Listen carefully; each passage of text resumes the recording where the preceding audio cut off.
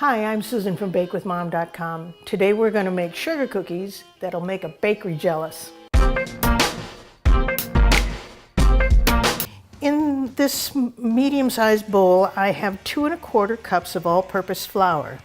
I'm going to add 1 teaspoon of baking powder, 1/2 teaspoon of baking soda, and 1/2 teaspoon of salt. We're going to whisk that together.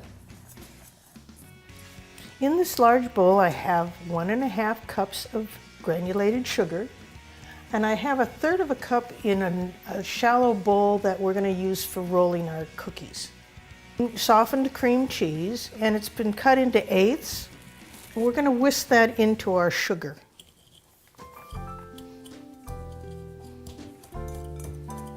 Next, we're going to add 6 tablespoons of unsalted butter.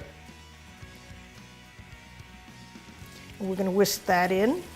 I have 1/3 cup of vegetable oil that we're going to mix in next. Then we're going to mix in 1 large egg and 2 teaspoons of vanilla. We're going to mix in these dry ingredients just a little at a time so it doesn't get lumpy. We're going to roll balls of this mixture about the size of a walnut.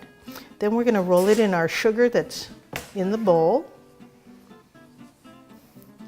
and put it on a baking sheet that has parchment paper on it. And this is about 2 tablespoons of dough. Preheat your oven to 350 degrees Fahrenheit. And we try to make our cookies the same size so that they'll cook the same amount of time. We're going to flatten our cookies now, and to flatten them you can use a glass, a measuring cup. I happen to have a little fancy thing, and we're going to flatten it to 2 inches in diameter. Dip whatever you're doing into the sugar. So we're going to sprinkle the remaining sugar over the tops of our cookies. We're going to bake our cookies for 11 to 13 minutes. Bake your cookies 1 sheet at a time in the middle of your oven. Halfway through the bake, we're going to rotate our cookie sheet. Be sure and let your cookies cool on the pan for 5 minutes, and then you can cool them the rest of the way on a wire rack.